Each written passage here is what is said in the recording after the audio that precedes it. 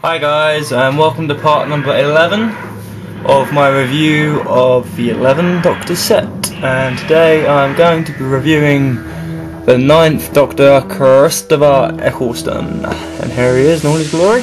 There we go. Now, what can I say about this figure?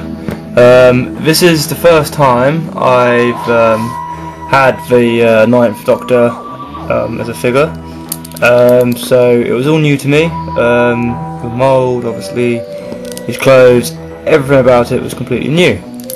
Now I'll start with the sonic screwdriver quickly because it is the same as David Tennant's, I believe, pretty much anyway. It's just silver with a blue light on the end of it. Now that's quite different to the old sonic screwdrivers we used to have.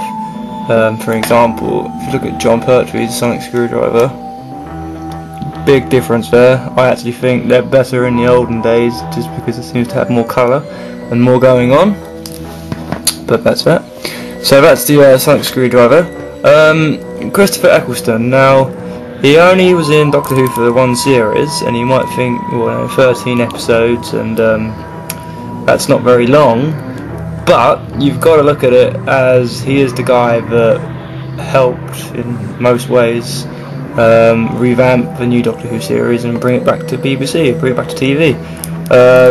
You know, and he was quite a famous actor before he obviously played the Doctor, and he was in quite a lot of films I've seen. One of them would be 28 Weeks Later. He's also in what do you call it? I've forgotten what it's called now. The Others. He plays the weird guy that kind of, he's only in about 5 minutes, but and he's in other films. I can't remember what they are, but he's in quite a lot of other films. Obviously he's got a very thick northern accent,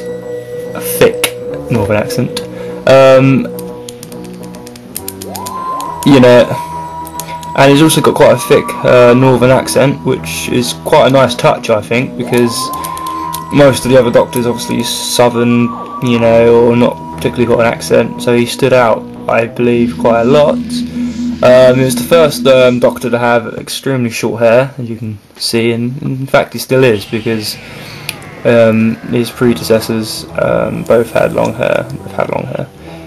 Yeah, so let me start off with articulation. His arms do a 360 spin, I like that.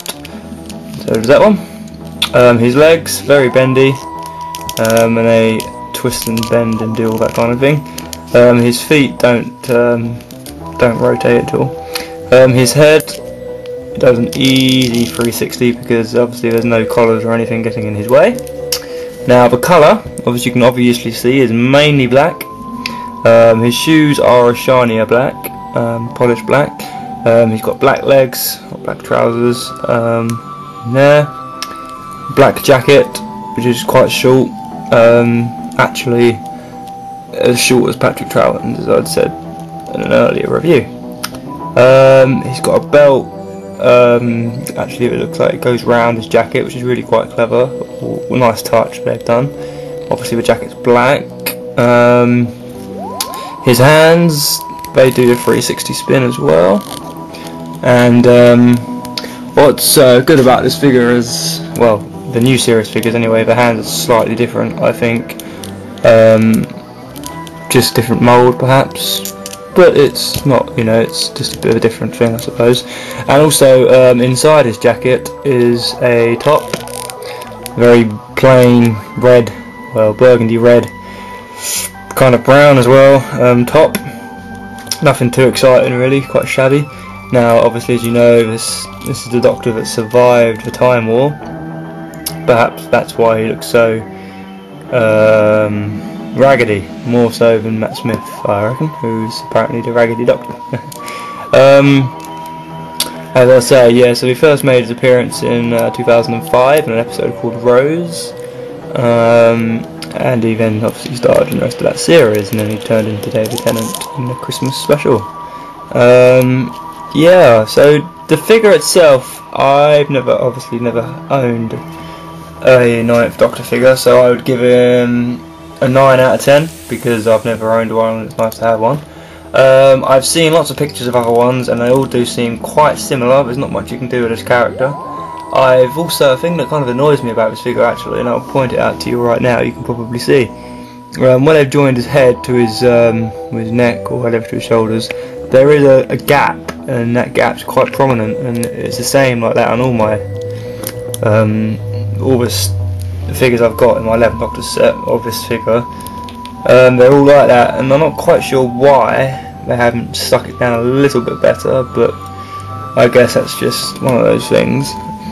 But yeah, I mean the final detail of this figure is quite good. You know, obviously you've got all the details on his jacket, his buttons and all that sort of stuff, and his actual face for looking like Christopher Eccleston, I think they've gotten pretty well, they've done quite well. Got his nose, it's quite big, see there, quite good. Yeah, so I will mention this, my figure seems to be extremely loose, and he's obviously brand new, but he does seem to be able to do the splits a bit too easily for my liking. So he doesn't always stand up, you know, okay, see, look, he doesn't, if you want him to stand up, just squeeze his legs together, and you've got to bend his knees, and finally he sits up like that. Oh, and now Pertwee's fallen down. Kind of like the Sontarans from the Sontaran stratagem set, those silly things never ever stand up. You end up having to put blue tack at the bottom of their feet to make them stick, which then I suppose works, but you know, it's not ideal really, but there we go. Now this figure is actually having trouble standing up completely. Let's put his arms down. There we go, he's back to standing position now. Yeah, so 8 out of 10 for this figure. I do quite like the Doctor, the 9th Doctor as a character. Not my favourite, but not my least favourite, so you know, that's cool. I will just quickly point out, actually, I did mention earlier in the review that the sonic screwdriver that David Tennant shares with Christopher Eccleston, I'll just show you there. Very, very similar, and yeah, so I'm pretty sure I'm right in saying they're exactly the same. Yeah, so when you get this set, if you've already got Christopher Eccleston as a figure, you're not going to be that impressed, I wouldn't have thought, with, you know, all the differences this chap maybe has, because I don't think he has many. A lot like Peter Davison, really. He doesn't seem to change much either. Now, that's pretty much all I've got to say, really. I've not got much else to say about this figure. So my next review is going to be of the great 1st Doctor, and that's William Hartnell. Now, you may be wondering why I've left the first to the end, and why I've done this one in the penultimate one. Well, I'll tell you my reason for that, and basically it is because William Hartnell in '63 started Doctor Who. If it wasn't for him, who knows, maybe all these figures would not be standing here. And Christopher Eccleston restarted it in 2005. If it wasn't for him, who knows, maybe David Tennant and Matt Smith wouldn't be here as well. So they do kind of have something in common, and also they're the same Time Lord, which is also a thing in common. So, yes, thank you for watching my review, and as I say, the last part of my review will be of William Hartnell, the 1st Doctor.